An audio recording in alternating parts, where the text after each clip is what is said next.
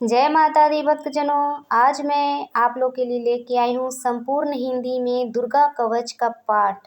तो चलिए शुरू करते हैं। ओम चंडिका देवी को नमस्कार है। मार्केंड जी ने कहा, पितामह जो इस संसार में परम गोपनीय तथा मनुष्य की सब प्रकार से रक्षा करने वाले हैं और जो अब तक आपने दूसरे किसी के सामने प्रकट नहीं किया, वैसा कोई साधन मुझे बताइए। ब्रह्मा जी बोले, ब्राह्मण ऐसा साधन तो एक देवी का कवच ही है जो गोपनीय से भी परम गोपनीय, पवित्र तथा संपूर्ण प्राणियों का उपकार करने वाला है।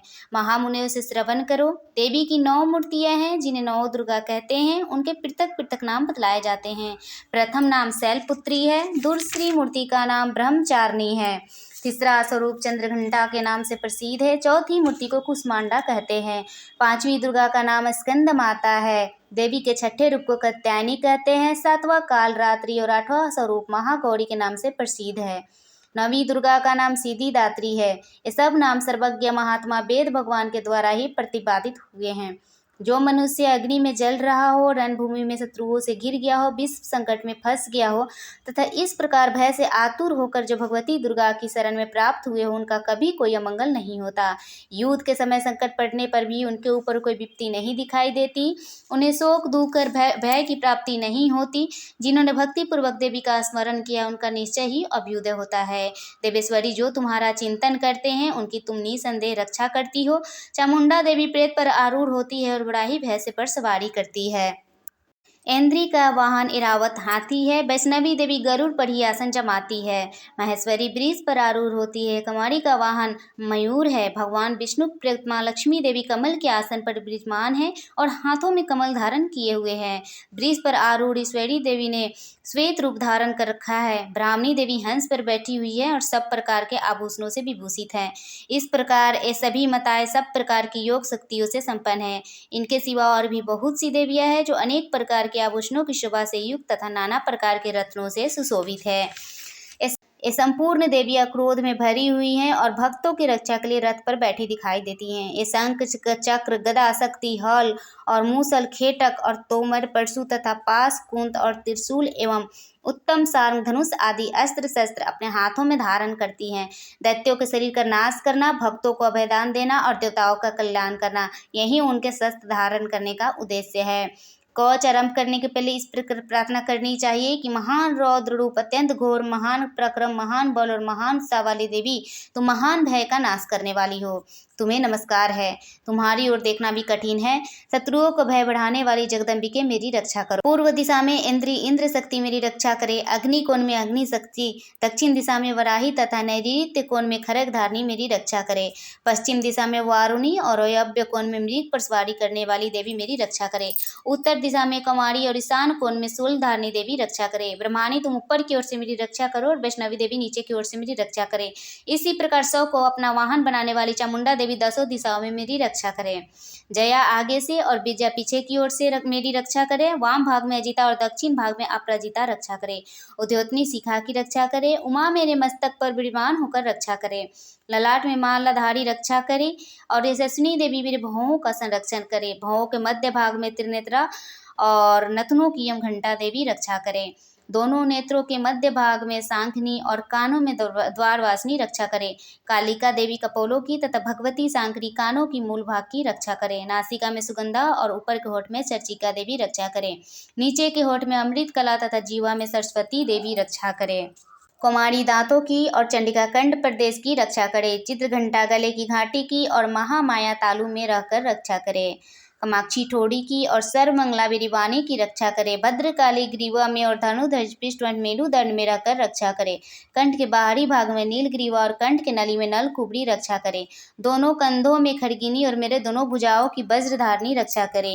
दोनों हाथों में दंडनी और अंगुलियों में अंबिका रक्षा करे। सुलेश्वरी नखों की रक्षा करे। कुलेश्वरी कुक्षी पेट में रहकर रक्षा करे। महादेवी दोनों स्तनों की और शोक विनाशिनी देवी मन की रक्षा करे। ललिता देवी हृदय में और शूलधारिणी देवी उदर में रहकर रक्षा करे। नाभि में कामिनी और गुहा बाकी गुहेश्वरी रक्षा करे। पुतना और कामिका लिंग की और महिष वाहिनी गुदा की रक्षा करे। भगवती कटी भाग में और विंध्यवासिनी घुटनों की रक्षा करे। संपूर्ण कामनाओं को देने वाली महाबला देवी दोनों पिंडलियों की रक्षा करे। नारसिंगी दोनों घुटियों की और तेजस्वी देवी दोनों चरणों के पृष्ठभाग की रक्षा करे। श्री देवी पैरों की अंगुलियों में और तलवासनी पैरों के तलुओं में रहकर रक्षा करे। अपने दारों के कारण भयंकर दिखाई देने वाली दंष्ट्रा कराली देवी नखों की और ऊर्ध्व केशनी देवी केशों की रक्षा करे। रोमालियों के छिद्रों में कवेरी और त्वचा की बागेश्वरी देवी रक्षा करे। पार्वती देवी रक्त वजा वसा मांस हड्डी और मेद की रक्षा करे। आंतों की काल रात्रि और पीत के मुटकेश्वरी रक्षा करे। मूलाधार आदि कमल कोशों में पद्मावती देवी और कप में चूड़ामणि देवी स्थित होकर रक्षा करे। नख के तेज की ज्वालामुखी रक्षा करे, जिसका किसी भी अस्त्र से भेद नहीं हो सकता। वो अविद्या देवी शरीर के समस्त संधियों में रहकर रक्षा करे। ब्रह्माणी आप मेरे वीर्य की रक्षा करे। छत्तेश्वरी छाया की तथा धर्म धारिणी देवी मेरे अहंकार मन और बुद्धि की रक्षा करे। हाथ में वज्र धारण करने वाली वज्रहस्ता देवी मेरे प्राण अपान व्यान उदान और समान वायु की रक्षा करे। कल्याण से शोभित होने वाली भगवती कल्याण शोभना मेरे प्राण की रक्षा करे। रस रूप गंध शब्द और स्पर्श इन विषयों का अनुभव करते समय योगिनी देवी रक्षा करे तथा सत्व गुण रजोगुण और तमोगुण की रक्षा सत्यनारायणी देवी करे। वराही वायु की रक्षा करे। वैष्णवी धर्म की रक्षा करे तथा चक्रनी चक्र धारण करने वाली देवी यश कृति लक्ष्मी धन तथा विद्या की रक्षा करे। इंद्राणी आप मेरे गोत्र की रक्षा करे। चंडिके तुम मेरे पशुओं की रक्षा करो। महालक्ष्मी पुत्रों की रक्षा करे और भैरवी पत्नी की रक्षा करे। मेरे पद की शुभता तथा मार्ग की क्षमकारी रक्षा करे। राजा के दरबार में महालक्ष्मी रक्षा करे तथा सब और व्यापक रहने वाली विजया देवी संपूर्ण भयों से मेरी रक्षा करे। देवी जो स्थान कवच में नहीं कहा गया था वह रक्षा से रहित वह सब तुम्हारे द्वारा सुरक्षित हो, क्योंकि तुम विजयशालिनी और पापनाशनी हो। यदि अपने शरीर का भला चाहे तो मनुष्य बिना कवच के कहीं एक पग भी ना जाए। कवच का पाठ करके ही यात्रा करे। कवच के द्वारा सब सुरक्षित मनुष्य जहाँ जहाँ भी जाता है वहाँ उसे धन लाभ होता है तथा संपूर्ण कामनाओं की सिद्धि करने वाली विजय की प्राप्ति होती है। वह जिस अभिष्ट वस्तु का चिंतन करता है उसको नीचे ही प्राप्त कर लेता है। वह पुरुष इस पृथ्वी पर तुलना रहित महान ऐश्वर्य का भागी होता है। कवच से सुरक्षित मनुष्य निर्भय हो जाता है। युद्ध में उसकी पराजय नहीं होती तथा वह तीनों लोकों में पूजनीय होता है। देवी का यह कवच देवताओं के लिए भी दुर्लभ है। जो प्रतिदिन नियम पूर्वक तीनों संध्याओं के समय श्रद्धा के साथ इसका पाठ करता है उसे दैवी कला प्राप्त होती है तथा वह तीनों लोकों में कहीं भी पराजित नहीं होता। इतना ही नहीं, वह पृथ्वी से रहित तो 100 से भी अधिक वर्षों तक जीवित रहता है। मकड़ी चेचक और कोढ़ आदि उसकी संपूर्ण व्याधियां नष्ट हो जाती है। कनेर भांग अफीम धतूरे आदि का स्थावर विष, सांप और बिच्छू आदि के काटने से चढ़ा हुआ जंगम विष तथा इफेन और तेल के संयोग आदि से बनने वाला कृत्रिम विष, ये सभी प्रकार के विष दूर हो जाते हैं। उनका कोई असर नहीं होता।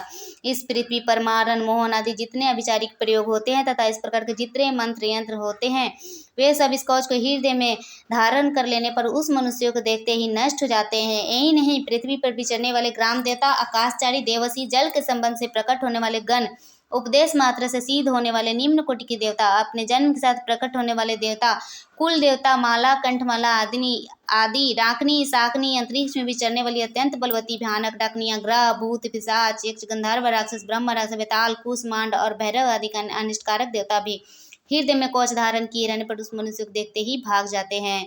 कवचधारी पुरुष को राजा समान वृद्धि प्राप्त होता है। यह कवच मनुष्य के तेज की वृद्धि करने वाला और उत्तम है। कवच का पाठ करने वाला पुरुष अपनी कृति से विभूषित भूतल पर अपने स्वयं के साथ साथ वृद्धि को प्राप्त होता है।